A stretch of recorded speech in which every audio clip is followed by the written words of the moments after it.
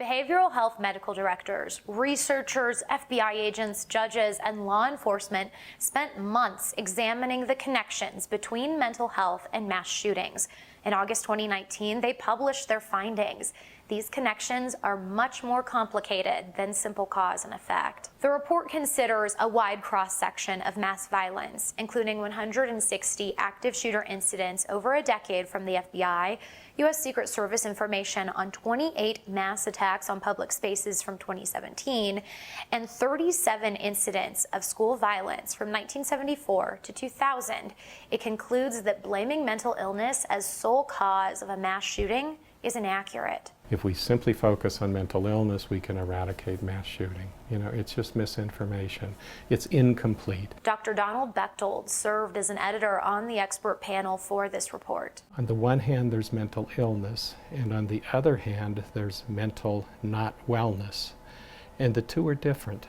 Mental illness is the presence of a negative, if you will. When you look at these incidents, no one would say that an individual who commits mass murder, perpetrates mass violence, nobody would say this is a normal individual, a psychologically healthy individual. That's where the mental health not wellness comes in.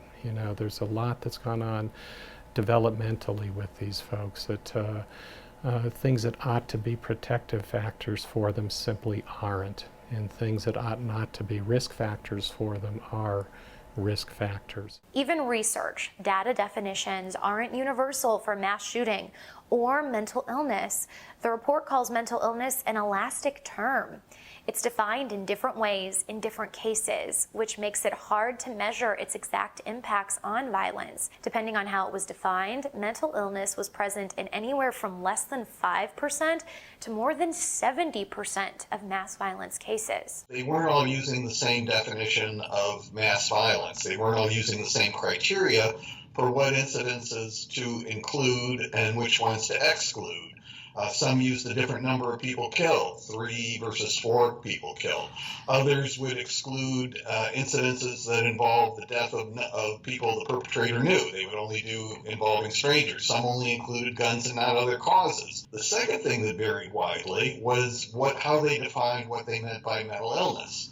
So the low number, under 5%, is the definition of mental illness used for the National Instant Criminal Background Check, the watch list that's used to deny people guns.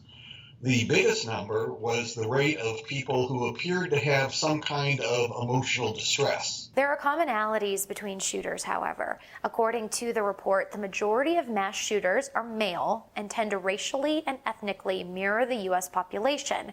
They're often hopeless and resentful about work, money, or interpersonal relationships, and are, quote, indifferent to life and often subsequently die by suicide. To get a more complete picture, the panel suggested that all government agencies share standard definitions for the study of mass violence and detail what it means to have or not have a mental illness. Experts suggest individuals take mental health first aid classes, government-backed 8-hour courses that teach people how to identify different mental health conditions. The panel also recommended the government provide resources for a national registry to track mental illness, much like how the CDC tracks every Ebola case or measles case.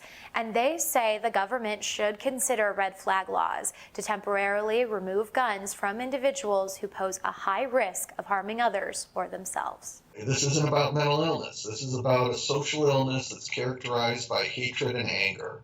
And what are we going to do as individuals, each of us, to reduce the hatred and anger in our communities? What needs to be done to get mental health and mass shootings beyond just a political talking point? If you think of kind of the current narrative, oh, this is mental health, well, what happens then? Some people take that, they misinterpret it, they think every individual with mental illness is dangerous. Not that the basic point that there's an association is wrong, but that the depth and breadth of the association is greatly overstated and overly inclusive.